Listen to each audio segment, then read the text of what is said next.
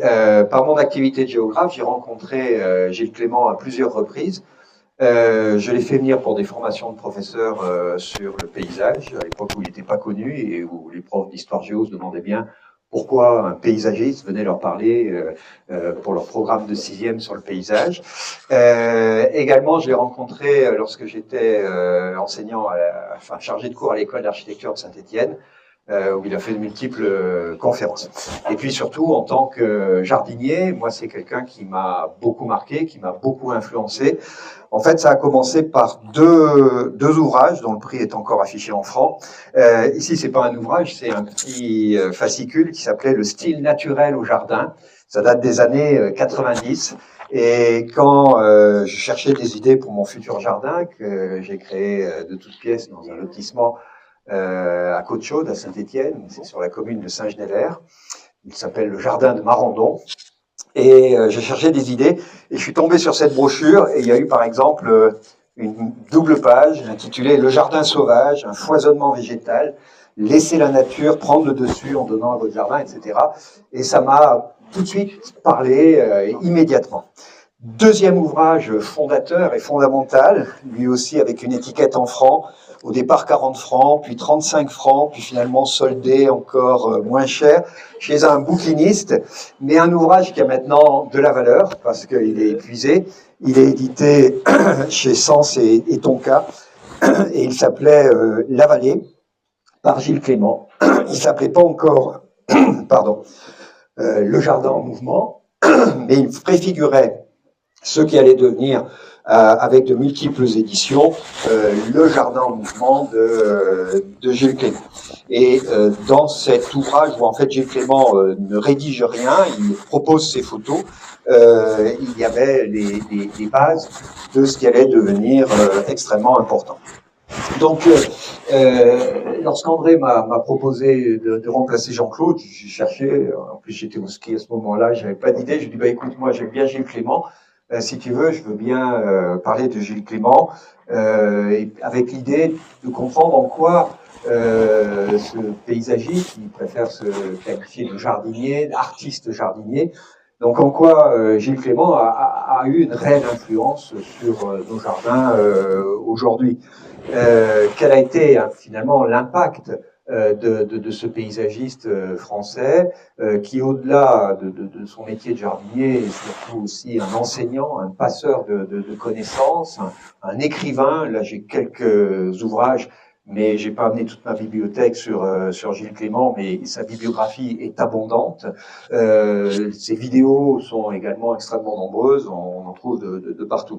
Donc, il a une influence à toutes les échelles, à l'échelle du simple jardin du particulier, qui, comme moi, a pu être influencé par ses pratiques, par ses idées, à l'échelle de grands parcs ou jardins publics, on mentionnait tout à l'heure le jardin du Railleul, pour citer ce jardin dans le Var, voire même, et c'est moins connu, à l'échelle des métropoles. Par exemple, en ce moment, il travaille beaucoup de façon indirecte avec d'autres comités de paysagistes sur ce qu'on pourrait appeler les trames vertes et bleues, par exemple, c'est-à-dire les connexions entre la végétation, les aspects hydriques dans les agglomérations. Et il a, par exemple, les gens ne le savent pas, mais il a travaillé sur l'agglomération stéphanoise. Et ceux qui connaissent Saint-Étienne, il y a en ce moment des aménagements qui se font au départ du col de la République, dans le quartier de la Rivière. Et en fait, c'est sur ces idées de redonner la place au cours d'eau, à la nature, etc. Voilà, cette influence, elle se passe ici. Elle se passe également, pour citer un autre exemple dans la Loire, dans un de ses ouvrages, il fait référence à une visite qu'il a fait dans les Monts du Forêt avec des élus, à l'époque où il défendait ce qu'on appelle l'éloge de la friche, où il essayait il prononçait pas encore le mot de tiers paysage, je vais en parler, mais à une époque où il faisait prendre conscience aux élus du potentiel paysager que pouvaient avoir les Monts du Forêt, et de finalement, à la fois la non-intervention sur ce paysage et la prise de conscience de la valeur de ce paysage. Donc, le mérite de cet homme, qui est aujourd'hui âgé de 80 ans, hein, il est né en 1943, c'est finalement de développer, de conceptualiser, c'est surtout ça, je trouve, qui est important, c'est-à-dire qu'il a su donner les mots, il a su prendre le recul, et ce, à tous les niveaux, c'est-à-dire aussi bien au niveau universitaire et au niveau de l'enseignement, puisqu'il était enseignant à l'ENSP, l'École nationale supérieure du paysage de Versailles. Il n'hésitait pas, alors je sais que maintenant il est beaucoup moins disponible, mais lorsque je lui ai proposé de venir au lycée Claude Fauriel en 1995, je crois, il n'a pas hésité, je connaissais pas, je lui ai écrit une lettre, je lui ai dit voilà, ce que vous dites sur le paysage me parle, est-ce que vous pouvez venir? Il est venu, il était disponible. Donc c'est quelqu'un qui n'a eu de cesse de partager ses connaissances, ses idées, son enseignement, et il s'est très vite tourné vers une écologie qu'on peut qualifier d'humaniste. Hein. Donc ici on le voit sur une conférence dans la région stéphanoise. Ici c'est un aperçu de mon jardin pour montrer un petit peu l'influence qu'il a pu avoir dans les pratiques, dans les formes, dans ces éléments. Et ici, un aperçu de cette bibliographie avec, là j'ai pris ces ouvrages pour montrer qu'en fait, il n'a cessé de réécrire et d'approfondir sa pensée. Le premier ouvrage ici, c'est celui que je vous ai présenté et qui date de 1992. Et puis celui qui est en dessous ici, c'est un ouvrage qui est sa conférence qu'il a donnée au Collège de France, pour montrer également son parcours et son influence, avec des collaborations de tout niveau. Donc, en tant que géographe, moi, ce qui m'a plu chez lui, c'est finalement son lien entre la nature, l'approche naturaliste, le paysage, ce qui se regarde, ce qui se contemple, avec une approche subjective sur le paysage, et le jardin, ce qui se conçoit et ce qui se pratique, parce qu'il n'a de cesse d'expliquer que c'est le jardinier qui fait le travail, et il n'a de cesse de valoriser le travail du jardinier et de faire la différence entre les techniciens du paysage, entre ceux qui utilisent beaucoup de machines, beaucoup d'intrants, et les jardiniers qui sont au contact avec le vivant et qui, eux, vivent vraiment ces éléments. Donc, finalement, on peut se demander ce qui fait sens aujourd'hui dans le jardin contemporain. Je l'appelle le jardin contemporain. On est en 2024, on a tous des jardins, on aime les jardins, on visite les jardins. Donc, aujourd'hui, les questions qu'on se pose, c'est comment s'adapter au changement climatique, comment s'adapter aux défis de la finitude, de la fin des ressources ou de la raréfaction de ces ressources. Il n'a qu'à penser à l'eau, on n'a qu'à penser à la dégradation des sols, tout un tas d'éléments qui sont abordés ici dans nos conférences, à la dégradation de l'environnement. Et finalement, on se pose la question en tant que jardinier, en quoi le modeste jardinier, en quoi l'amateur des beaux jardins, si on n'a pas la chance d'avoir un jardin, on peut, parce que c'est en visite libre, comme ici, visiter des jardins. Donc, comment on peut finalement s'inspirer de sa pensée, s'inspirer de ses concepts, s'inspirer de ses réalisations. Non pas copier, mais en tout cas trouver des idées et aller, pour reprendre une de ses formules, faire toujours le moins possible contre et le plus possible avec, et avec la nature, qui est un de ces slogans qu'on retrouve. En particulier, il y a un panneau au jardin du Railleul où on le voit, je le retrouverai par la suite. Donc, est-il facile de mettre en scène finalement ces trois concepts clés qui, je le rappelle, sont le jardin en mouvement, qui a été finalement le premier concept qu'il a développé à partir de sa pratique personnelle dans la Creuse, dans son jardin personnel qu'il appelle la vallée, puis qu'ensuite il a pu mettre en application dans des grands jardins publics comme le parc André Citroën de Paris, dont une partie du jardin est consacrée à ce jardin en mouvement et à ce concept. Deuxième concept, ce qu'il appelle le jardin planétaire, qui était à l'origine une exposition à la Villette et qui est devenu un peu un leitmotiv aussi de son travail et que l'on retrouve illustré peut-être avec le jardin du Rayol et où on a une collection de différents paysages associés au biome méditerranéen. Et puis enfin, le dernier concept qui est arrivé dans sa pensée, dans sa démarche, c'est celui du tiers paysage, celui du délaissé. On en parlait tout à l'heure avec les friches, avec ces recoins, mais qui finalement sont des refuges de biodiversité, sont des éléments de l'avenir. Et puis on peut se poser la question, finalement, quelle critique on peut faire vis-à-vis de ce personnage qui a eu des positions politiques parfois engagées, il a eu des coups de gueule au niveau de l'écologie, il a refusé certains projets au nom de ses principes. Hein. Donc quelles sont les critiques, quelles sont les contradictions aussi avec ses théories et sa pratique, qui aujourd'hui est une pratique surtout de conception. Là, par exemple, c'est une de ses dernières œuvres, puisque maintenant il aime à se faire appeler artiste, et il a le statut d'artiste, il n'a plus le statut d'entrepreneur, de paysage, il n'a plus de société de paysagisme, comme il avait pu avoir au début, et aujourd'hui, il a plus un rôle donc d'impulser des idées, et il confie à des personnes qu'il a souvent formées en tant que professeur à l'école de Versailles ou par ses relations, le soin de réaliser ces idées. Ici, par exemple, c'est le cloître pour l'abbaye de Noirlac. C'est un croquis à la main, il tient beaucoup encore à dessiner au crayon, qui a ensuite été réalisé par un collectif de paysagistes qui s'appelle Tout se transforme. Hein. Donc, Gilles Clément insiste sur le fait que l'élément essentiel de la démarche ou de notre démarche de jardinier, c'est d'abord dans l'observation. Il faut finalement observer, il faut finalement prendre contact. Quand on lui demande quel conseil vous donneriez à un jardinier qui débute, il répond ne rien faire. Ne rien faire pendant un an, observer et comprendre. Comprendre le lieu, comprendre le système qui existe et intervenir éventuellement, mais prendre soin d'observer avant d'agir. Voilà un peu son intention. Alors, on va faire un rapide rappel de son parcours et de ses concepts clés. Je l'ai dit, il est né en 1943 dans la Creuse. Il a vécu en Algérie et dans la Creuse, et il a été très tôt passionné par la nature et le vivant.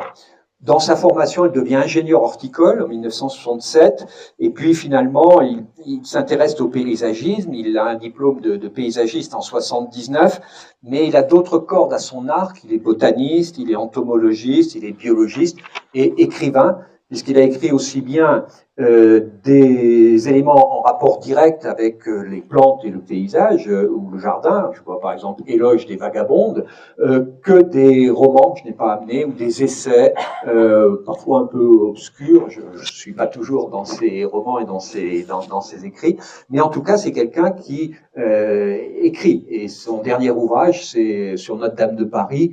De façon un peu provocatrice, il proposait des idées à l'issue de l'incendie et de la reconstruction.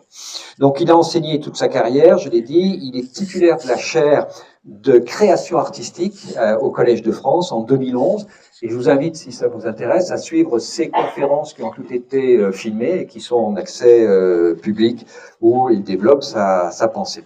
Donc le jardin de la Vallée, c'est le nom qu'il a donné à ce jardin dans la Creuse. Il acquiert une friche, un petit terrain de 3 hectares dans un vallon, et il va en faire un jardin d'expérience, un lieu d'expérience à partir de 1977. Il va bâtir sa maison autour, sur un terrain granitique très pauvre, en pente, qui est délaissé, qui a eu une vocation d'élevage à une époque, de maigre culture, vu le faible potentiel, et finalement, il veut créer un lieu, un jardin, mais en dépensant le moins d'énergie possible. C'était ça son idée dans la vallée. Voilà, ça c'est un panneau qu'on retrouve au Rayol, faire le plus possible avec la nature et le moins possible contre, c'est un de ses leitmotivs. Hein. Et dans la vallée, alors ici l'ombre, c'est l'ombre de Gilles Clément lors d'une de ses conférences.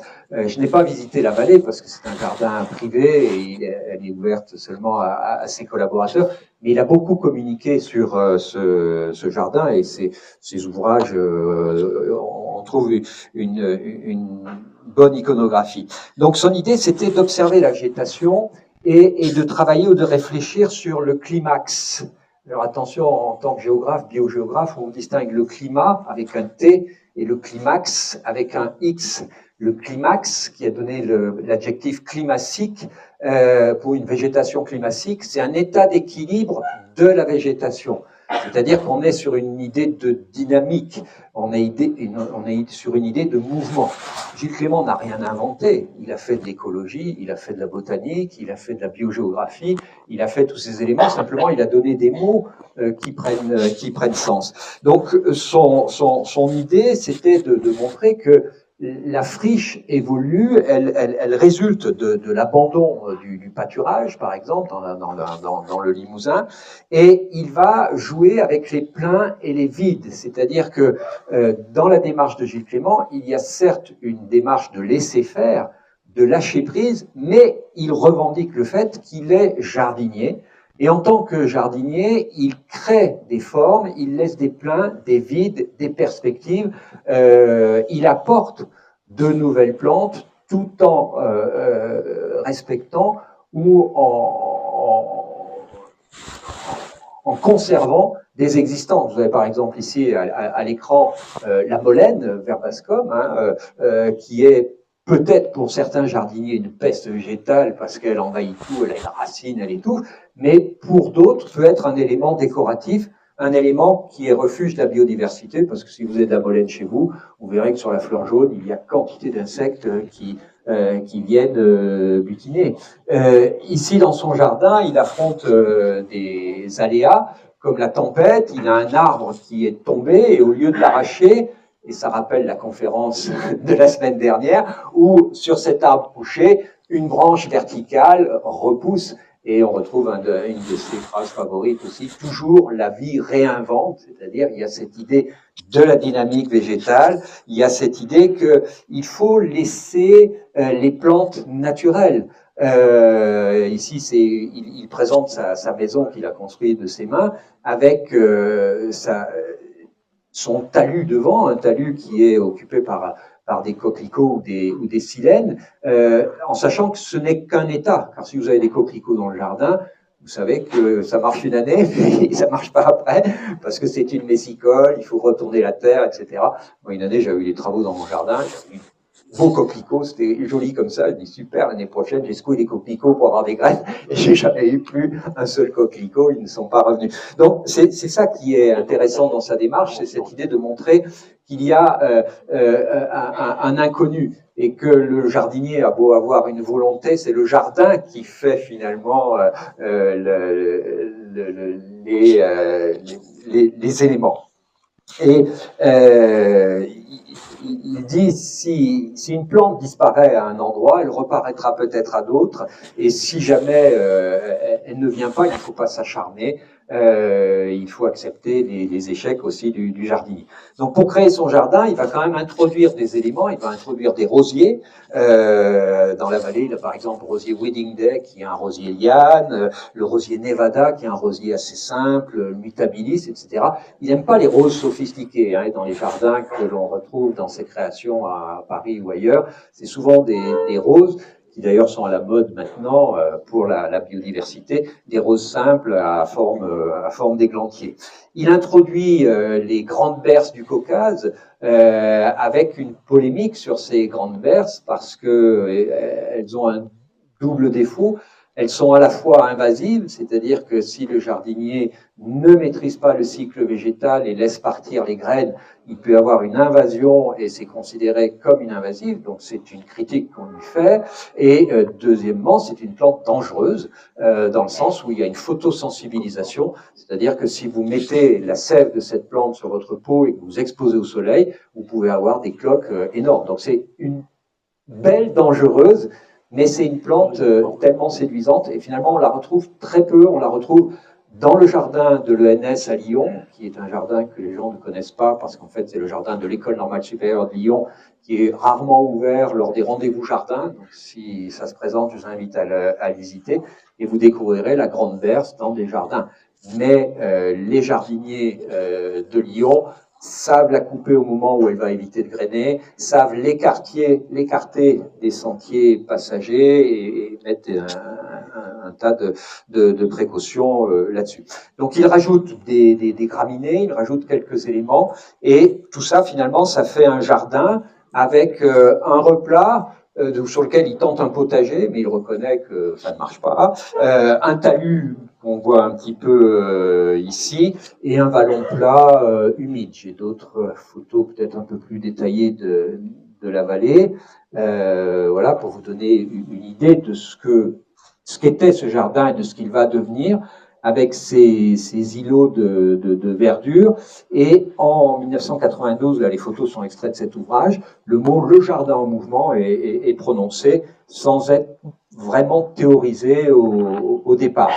Et on retrouve dans son potager, dit-il, ça ne marche pas, donc il laisse monter la blette à graines, il laisse monter les artichauts et les cardons, et finalement il en fait un objet de décoration. Et ça, ce sont des tendances qu'on retrouve aujourd'hui dans le jardin. On le voit ici au travail à la faux, où en fait il explique que c'est le travail du jardinier qui décide des ouvertures ou des fermetures, de ce qu'il va sacrifier ou maintenir. Et on a une autre vagabonde ici au premier plan, qui est la digitale, avec cette idée de bien connaître les cycles de végétation. Et ça aussi, on retrouve cette idée dans maintenant ce qu'on appelle la fauche raisonnée.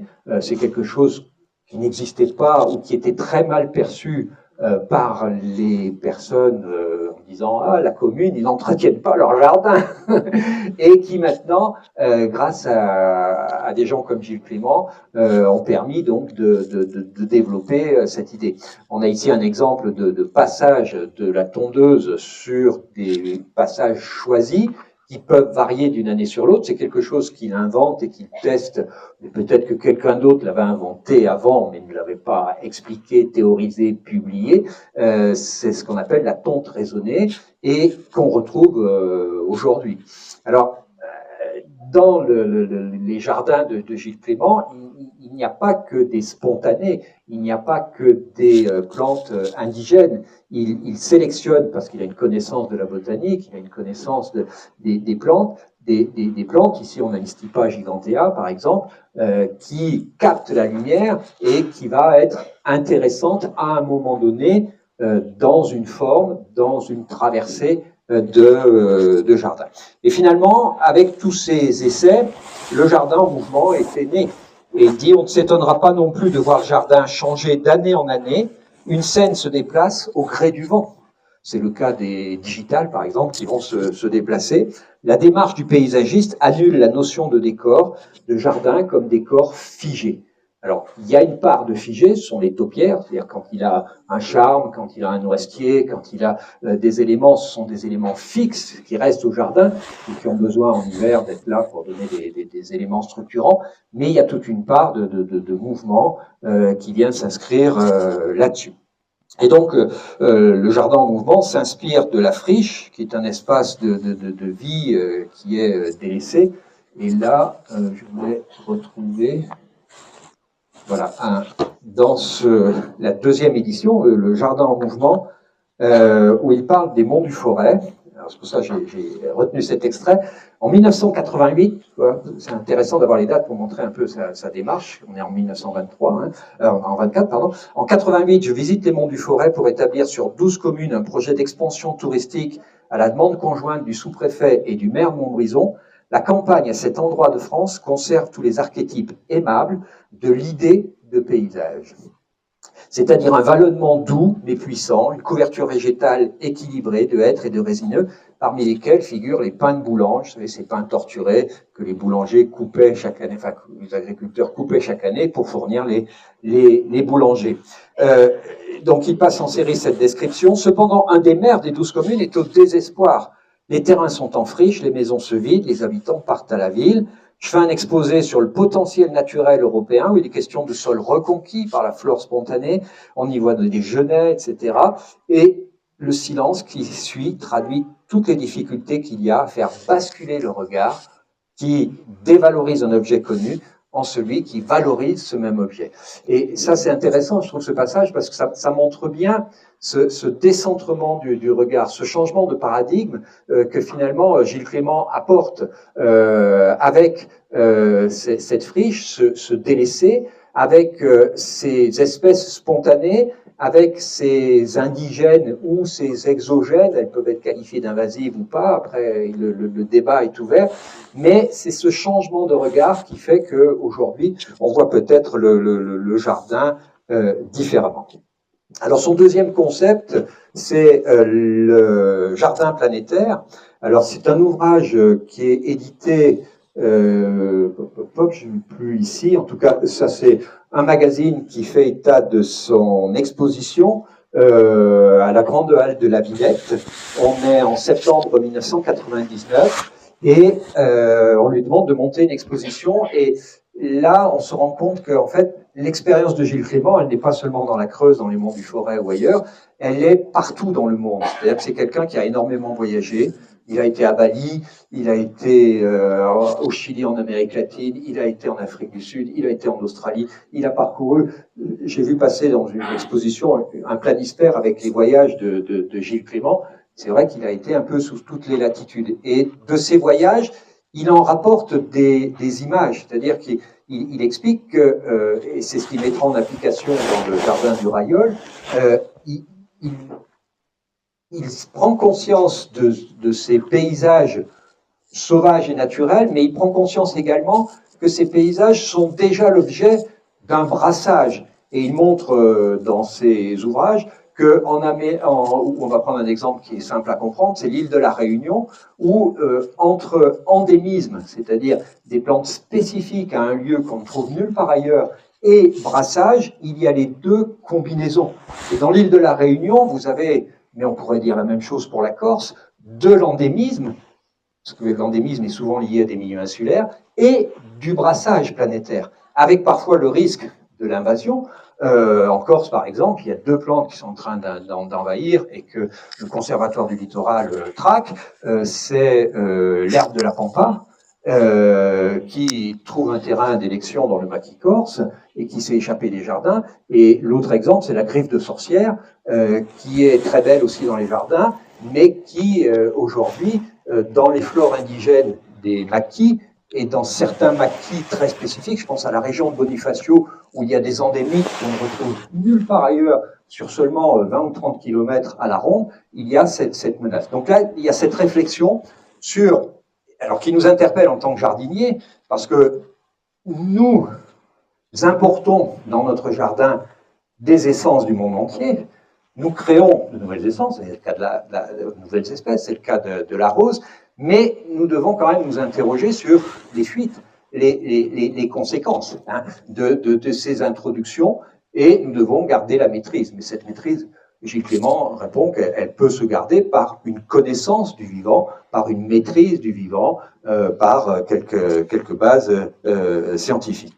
Donc, dans le jardin du Railleul, je vais essayer de reprendre quelques exemples au Railleul pour vous donner envie pour ceux qui vont le visiter. Donc l'idée du Railleul, c'est alors d'abord de travailler sur un jardin déjà existant. C'est-à-dire que c'est aussi ce que fait Gilles Clément dans plusieurs de ses jardins. Soit il part d'une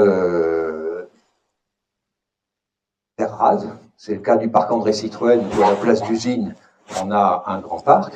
C'est le cas du jardin d'école normale supérieure de Lyon, où il y avait aussi des terrains industriels, des sols pollués, et où on a tout raclé pour tout repartir sur une base d'argile boueuse. Soit il part de jardins existants. Et il y a une grande partie de ces missions qui a été consacrée à des jardins existants. C'est le cas du parc du Railleul, qui est acquis par le Conservatoire du Littoral. Et c'est le cas d'un autre jardin qui s'appelle Serre de la Madone, qui est à Menton, et qui appartient aussi au Conservatoire du Littoral, et à qui et le Conservatoire a demandé à Gilles Clément aussi une mission d'information. C'est le cas d'un autre jardin qui a été massacré par la tempête récemment dans l'île de Bas, c'est le jardin Georges de la Selle, que j'ai eu la chance de visiter au mois de mai, alors que maintenant les cyprès que vous avez en arrière-plan ici sont à terre. Mais là, c'est une partie sur laquelle Gilles Clément et Geoffroy Guillaume, un de ses associés qui est dans l'agence Acanthe au début et qui hélas maintenant est décédé, qui avait travaillé sur le jardin de Lyon également, ont créé quelque chose qui, alors ça c'est la création de Georges de la Selle, c'est sa palmeraie, mais Gilles Clément a travaillé sur des jardins austraux avec des flores un peu comme au Railleul de l'hémisphère sud qui sont adaptés à ce climat. Donc dans le jardin du Railleul ou d'autres jardins peut-être moins connus, il y a cette idée d'un index planétaire qui est apporté avec cette idée que l'on peut mélanger les essences, toujours dans un but esthétique, puisque c'est quand même ça le jardin. En sachant que quand on zoome un peu sur ces jardins, on se rend compte qu'à chaque fois, il y a un paillis végétal, on se rend compte que dans ces jardins, tous ont abandonné aujourd'hui les pesticides, on se rend compte qu'il y a une gestion raisonnée, on se rend compte qu'il y a une observation, un échange, etc. J'aurais pu vous parler d'un autre jardin qui est juste après la frontière italienne à Menton, le jardin Hanbury, qui est un jardin au départ britannique, qui est géré maintenant par l'université de Gênes, où on retrouve des similitudes avec le Railleul et où on retrouve un peu ce même parti pris. Alors, troisième et dernier concept de Gilles Clément, c'est le tiers paysage.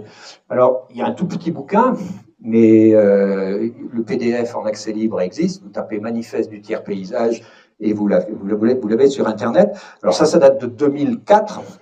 En fait, c'est l'issue à la fois de l'évolution de sa pensée et de l'analyse du site de Vassivière en Limousin, où le Centre d'art et de paysage lui demande une réflexion, puisqu'encore une fois, à partir des années 2000, on sollicite Gilles Clément pour proposer, infléchir, donner un avis sur. Et il écrit cet ouvrage où il dit « Fragment indécidé du jardin planétaire ». Donc pour comprendre cet ouvrage, il faut être passé par le jardin planétaire auparavant. Le tiers paysage est constitué de l'ensemble des lieux délaissés, on retrouve cette expression favorite par l'homme, ces marges et qui assemblent une diversité biologique qui n'est pas à ce jour répertoriée comme une richesse. Et donc là aussi, il pose la question du regard, la question du paysage. Qu'est-ce que c'est que le paysage? C'est ce qu'on a devant nous, devant nos yeux, en sachant que le paysage apporte une part de subjectivité. Quand vous êtes face à un paysage en friche, un paysage de déprise agricole, par exemple, soit vous êtes un descendant d'agriculteurs né sur les lieux et vous avez un sentiment d'abandon et vous avez une pensée plutôt négative, soit vous découvrez le lieu, la magie de la transformation et vous avez une pensée positive. Soit vous avez un regard esthétique, soit vous avez un regard... Enfin, les regards sur le paysage, toutes les études sur le paysage qui sont pluridisciplinaires maintenant, montrent cette subjectivité du regard et avec la friche, de l'abandon, du négligé.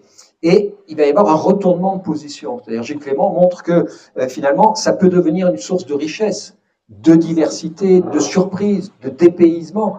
Et ce qui est objectif par contre, et qui n'est pas subjectif, c'est l'enrichissement en biodiversité. C'est-à-dire qu'il va montrer, par exemple à la Vallée, à un moment, il fait l'acquisition de ce qu'il appelle le champ, qui est une parcelle qui avait été travaillée par un agriculteur, et finalement il arrive à racheter cette parcelle, il cesse tout traitement, tout travail de la terre, et il va en tant qu'entomologiste plutôt observer l'accroissement de la biodiversité au fur et à mesure sur cette parcelle. Et là, il y a ce lien évident, comme quoi le délaissé, qu'il soit urbain, la friche industrielle, la voie ferrée, l'espace de transition, que ça soit le délaissé rural, le champ abandonné, la friche, la forêt qui gagne, le bord de route, ce sont des territoires en réserve, avec cette idée de cette richesse. Et dans ces éléments du tiers paysage, il y a aussi un élément intéressant, c'est qu'il y a aussi certains lieux inaccessibles. Et cette idée du lieu inaccessible, on la retrouve dans un de ses jardins qu'il a fait à Lille, le parc Henri Matisse, où en fait il y a un îlot qui s'appelle l'île d'Herborance. Alors d'Herborance, c'est une vallée en Suisse qui a été coupée accidentellement par un éboulement de terrain et l'accès ne s'est plus fait pendant des années. Et les écologues, les botanistes ont observé ce lieu où l'homme était parti et où la biodiversité était revenue et où la nature avait repris ses droits, etc.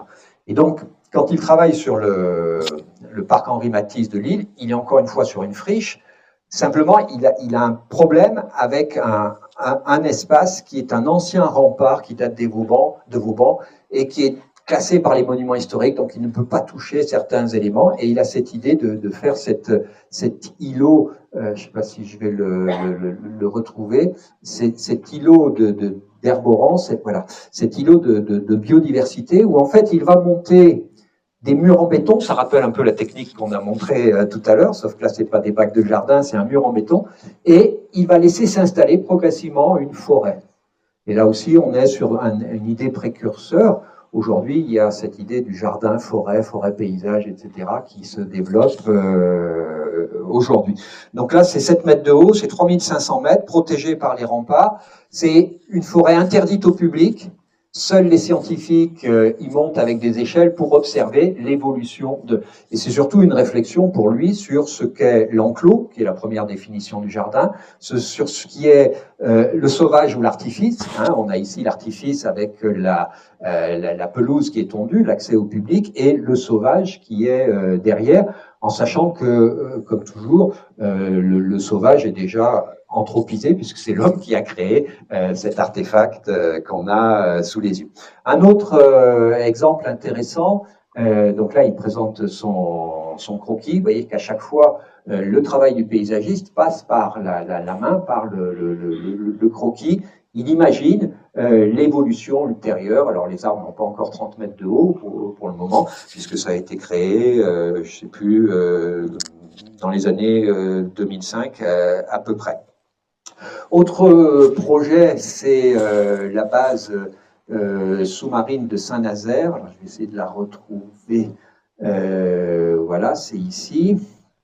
Donc là, c'est tout récent, ça date de 2009-2011. Donc là, il est sollicité par la mairie de Saint-Nazaire pour travailler sur une friche militaire, ce coup-ci. C'est un peu comme la base de Lorient, qui est devenu un lieu pour les courses croisières et autres.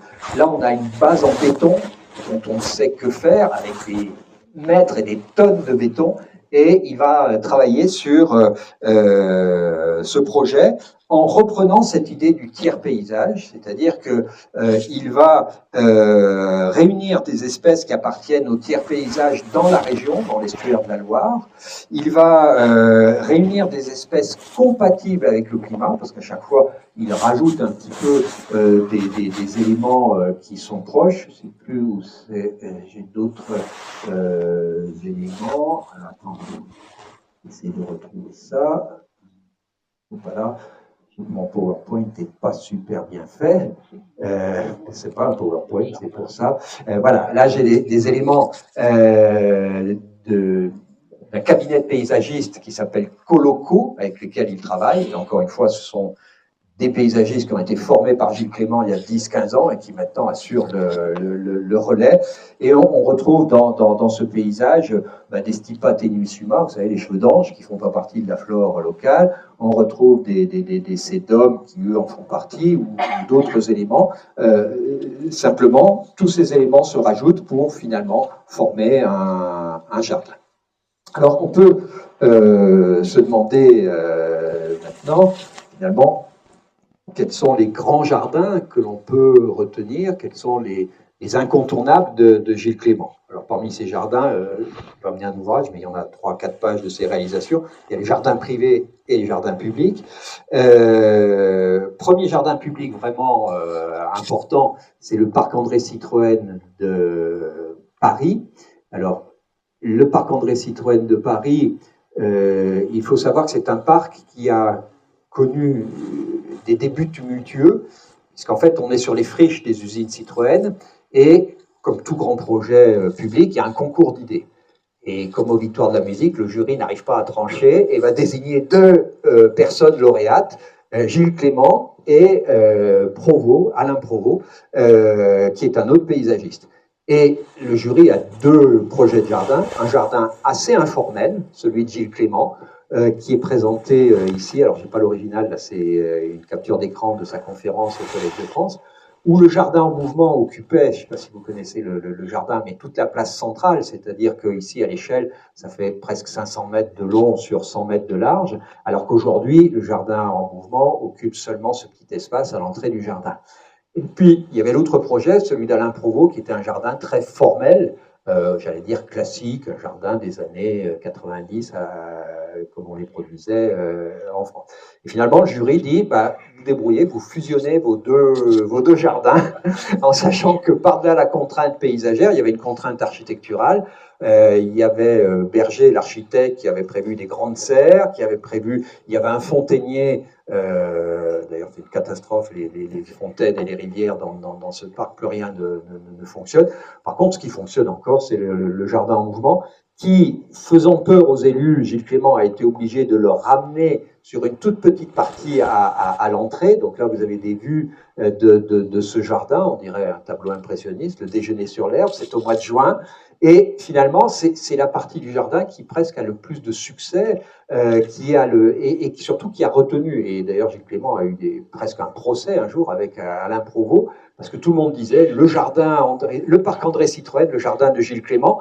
Alors que Alain Provost dit non, c'est la moitié, c'est moi, l'autre moitié, c'est lui, et le jardin. Et Gilles Clément disait oui, mais voilà, et attention, le jardin en mouvement, c'est une toute petite partie, parce que on ne me faisait pas confiance, on ne pensait pas que ça marcherait, et pourtant, voilà. Et donc on retrouve dans ce jardin, en plein cœur de la ville, sur une ancienne usine automobile, ces îlots de biodiversité, avec des rosiers qu'on connaît à Saint-Galmier ici, mais toujours des rosiers très simples, et avec le parossia de Perse, la ronce du Tibet, le fusain ailé, le rosier liane. Alors, pour ceux qui connaissent, il y a un Keithsgate, un Wedding Day, etc. Et ça, c'est la base fixe. Et autour, il y a du trèfle, des graminées, des éléments. Il n'y a pas mis de berce, parce que la berce du Caucase est dangereuse et pas maîtrisée dans le jardin public. Voilà. Et il a en parallèle, parce qu'on me dit toujours, oui, mais Gilles Clément, c'est n'importe quoi, c'est le laisser faire, c'est le laisser aller. Non, il est capable de faire des jardins très structurés, très dirigés. On a ici ce qu'il appelle les jardins sériels, qui sont des jardins à thème. Là, c'est le jardin bleu, le jardin doré, mais on retrouve toujours cette possibilité d'habiter ces jardins, de les fréquenter, avec des roses simples, comme celle-ci, avec des éléments, et quand on va regarder de près, on va retrouver sa molène, on va retrouver sa digitale, on va retrouver son cardon ou son artichaut, etc. Ces éléments qui sont des éléments de surprise et qui varient d'une année sur l'autre. Voilà. Alors qu'on a d'autres parties du jardin qui sont des jardins très, très formels. Ça, c'est l'entrée signée Alain Provost, alors que le jardin en mouvement. Alors, on a été obligé d'adapter un petit peu ce jardin en mouvement au grand public. On a ici, par exemple, des espèces de cages en plastique pour les passages, parce que c'était un jardin qui était tellement fréquenté qu'il y avait des problèmes de ravinement ou autre. Voilà. Je ne veux pas trop insister sur ces éléments. En fait, si je vous montre ou si je vous détaille tous les jardins de Gilles Clément, on en a pour trop longtemps, ce serait peut-être l'objet d'une autre intervention. Je voudrais conclure sur l'influence de Gilles Clément, donc aujourd'hui, quoi. Alors, je l'ai dit, il ne réalise plus en tant que paysagiste, en tant qu'entrepreneur, il est simplement un artiste consultant. Alors, j'ai eu l'occasion de téléphoner à une ancienne une ancienne étudiante de l'école d'archi de Saint-Étienne, qui est dans une agence maintenant, elle s'appelait Mirabelle Minaire, et elle est dans une agence associée à un paysagiste. Donc c'est quelqu'un qui est architecte, paysagiste, et qui s'est spécialisé dans le patrimoine, et qui maintenant fait des projets de réhabilitation, comme l'abbaye de Noirlac, j'en ai parlé, comme les jardins ça va me revenir, d'Avignon, et cette Mirabelle Croisier, maintenant c'est ainsi qu'elle s'appelle, a travaillé avec Gilles Clément sur des projets, et donc je lui ai demandé un petit peu comment ça se passait. Et en fait, elle m'explique, bon, bah, Gilles Clément, c'est la star, il arrive sur un site, il fait des croquis, il prend des notes, et il a une idée et une intention. Il propose ça aux élus. Comme il s'appelle Gilles Clément, ben, en général, il gagne le concours parce qu'il y a une renommée. Et ensuite, ben, c'est les petites mains qui vont gratter et réaliser le projet. Alors c'est le cas sur cette agence, j'étais en train de chercher, voilà. Donc un exemple, le jardin de papier, qui est le jardin de la Bibliothèque nationale de France, mais le site Richelieu, qui a été refait. On a demandé, il y a eu un projet, le concours a été remporté parce qu'il y avait la signature de Gilles Clément, et c'est cette agence, donc tout se transforme, qui fait le projet. Alors ça, c'est le projet dessiné, parce que de plus en plus les paysagistes disent on arrête l'intelligence artificielle, les dessins virtuels, etc. On revient au crayon papier, on revient au feutre, on revient à l'aquarelle, parce que c'est du vivant, et puis surtout on ne peut pas nous piquer nos projets. Il y a une patte, il y a une sensibilité, et il y a une conférence de Gilles Clément qui parle de l'œuvre de l'artiste, de l'empreinte qui est importante. Et donc tout se transforme, voilà, c'est un extrait d'un magazine, pour des jardins historiques en mouvement. Alors ça date de Métropole de France, je n'ai pas la date, mais ça date de l'année dernière. C'est un projet tout récent, mais ça montre que finalement, cette idée, ce concept de jardin en mouvement peut s'appliquer également sur des lieux historiques. Exemple ici, on est à Avignon, on est dans le réaménagement des jardins du Palais des Papes à Avignon, où il y a à la fois une structure, des carrés qui rappellent des carrés potagers, une pergola, etc. Mais on a également l'idée d'espèces, d'essences qui peuvent bouger. Et un autre exemple, c'est l'abbaye de Noirlac, sur laquelle cette agence a travaillé, et qui porte la signature de Gilles Clément. Donc quand on cherche les dernières réalisations de Gilles Clément, en fait maintenant on trouve conception Gilles Clément, réalisation Coloco, qui est une de ces grandes agences de paysagistes avec lesquelles il travaille, où tout se transforme, qui est plutôt spécialisé dans les jardins historiques.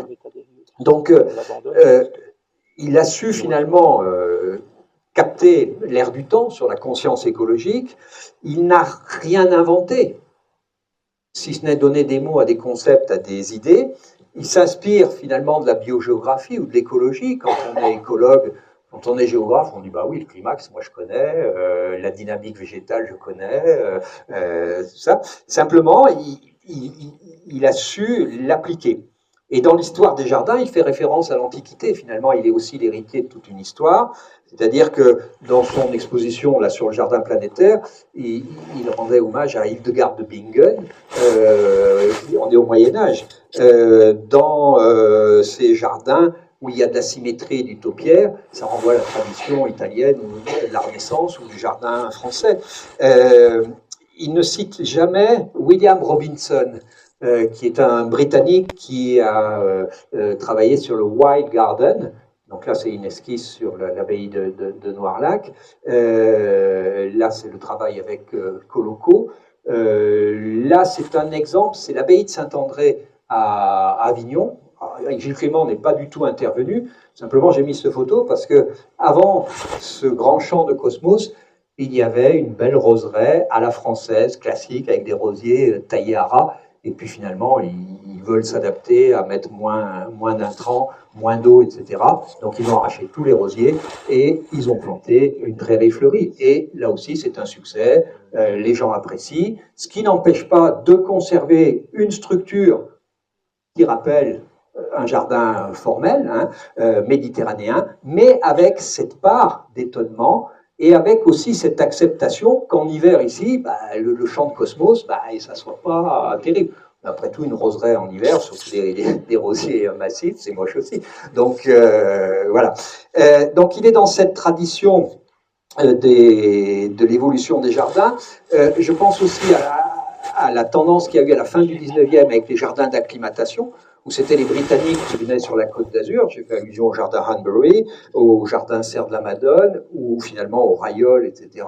Mais il y a le Val-Ramé aussi. Enfin, là, vous découvrirez peut-être tous ces jardins sur ces éléments qui sont importants. Alors, pour conclure, j'ai pris quelques photos de parutions récentes. Alors, le Wild Garden, c'est le jardin sauvage ou le jardin naturel. Donc, on dira, tiens, ça c'est influencé par Gilles Clément, sauf que c'est 1870. Hein. Attention, Gilles Clément n'a pas toujours tout inventé. Et voilà, il y a cette idée avec des illustrations de l'époque, de 1881, du jardin.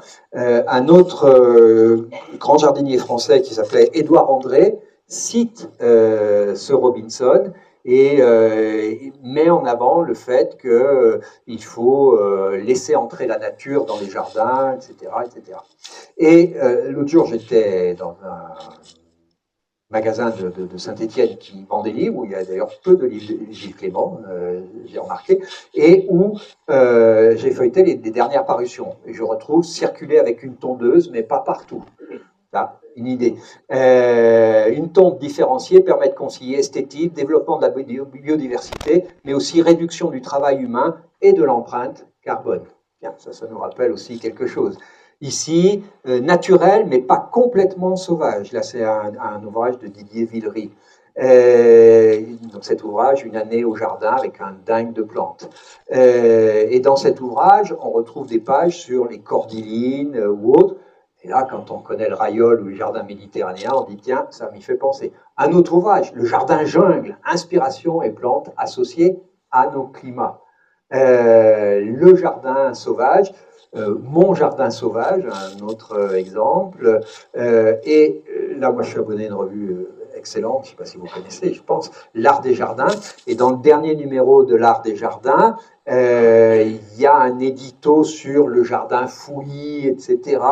Et il dit, malgré les tendances au laisser-faire qui ont actuellement le vent en poupe dans les médias pour des raisons écologiques, il n'est pas inutile de se remémorer que l'essence de l'art des jardins révèle avant tout d'une véritable exigence esthétique. Et là, on est dans le débat. Faut-il tout laisser à la nature ou le jardinier doit-il prendre le dessus? Et là, toujours dans cette revue, il dit très médiatisé récemment grâce à son approche iconoclaste, le jardin punk, vous en avez entendu parler, est un jardin fouillis, etc. Donc là, il critique l'éloge de la paresse et de la contemplation à ses limites, dit le rédacteur de la revue. Toutefois, il ne faut pas jeter le bébé avec l'eau du bain. Depuis le jardin en mouvement, donc on est en 2024, donc là, ces idées ne sont pas enterrées, de Gilles Clément jusqu'à la redécouverte des vertus des plantes spontanées, il y a un intérêt certain à considérer l'usage de ces espèces, etc. etc.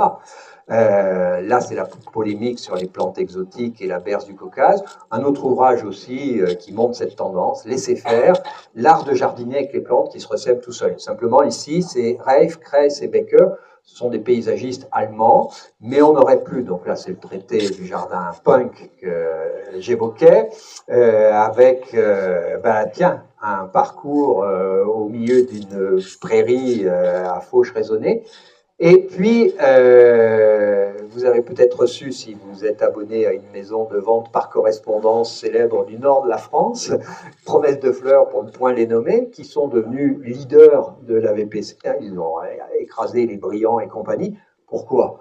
Parce que voilà ce qu'ils proposent maintenant dans leur catalogue. alors, non, là je fais une erreur, c'est l'extrait d'un jardin naturaliste, voilà, l'illustration du catalogue, promesse de fleurs, c'est ça. Là, on est en 2024, voilà ce qui est proposé, un air de garrigue, un jardin pionnier, avec ici des restes d'une friche, ça fait penser aussi à toute la réflexion qu'il y a eu à Chaumont-sur-Loire, et au Festival des Jardins, simplement naturel, où là, ben, on a une sauge toute bête, avec des pissenlits, et voilà, et pour finir, les rosiers au naturel, où on retrouve ces roses simples.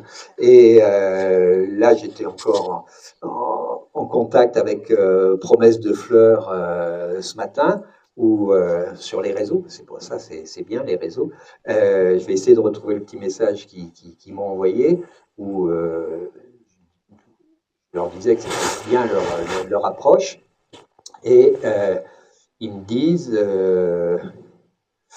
alors je dis, je vais montrer ce matin lors d'une conférence l'influence qu'a eu Gilles Clément, il me dit, oui, on croirait que tout est naturel, sans intervention humaine dans son jardin, et bien à l'opposé des jardins de fainéants, avec des bâches en plastique, des cailloux et quelques plantes pour mettre en valeur les cailloux. Voilà. Donc ça, c'est Promesse de Fleurs qui me répond en privé. Voilà donc un petit peu ce qu'on pouvait dire là-dessus. Je voulais juste terminer en montrant, si vous voulez en savoir plus ou en connaître plus, voilà, je possède un site internet qui s'appelle le Jardin de Marandon, Paysages et Nature, où j'ai des comptes rendus de balades, de fleurs, de jardins. Alors dans la rubrique Jardin remarquable, il y a des comptes rendus de visites, et en particulier et des choses sur le jardin de l'école normale supérieure. Il y a un très bel ouvrage auquel j'avais participé qui s'appelle Le Juste Jardin, qui est rédigé par Paul Arnaud, qui est géographe et professeur émérite à l'ENS. Je possède aussi une page Instagram, François Arnal JDM, comme Jardin de Marandon, dans lequel j'ai fait ces jours-ci une petite ouverture sur Gilles Clément, et dans lequel j'essaie de relier un peu ma pratique. Une page Facebook qui s'appelle Le Jardin de Marandon, qui est en fait reliée avec les deux. Sur mon blog, j'essaye plutôt de mettre des articles de fond. Sur Instagram et autres, plutôt un carnet de jardin, un compte Twitter, et également, alors ça, il faudra que la roseraie s'y mette aussi, s'appelle Threads, c'est l'équivalent de Twitter, enfin X maintenant, qui permet de mettre des posts assez rapides sur ces éléments. Voilà, je vous remercie. J'espère pas avoir été trop long. Bien sûr, François.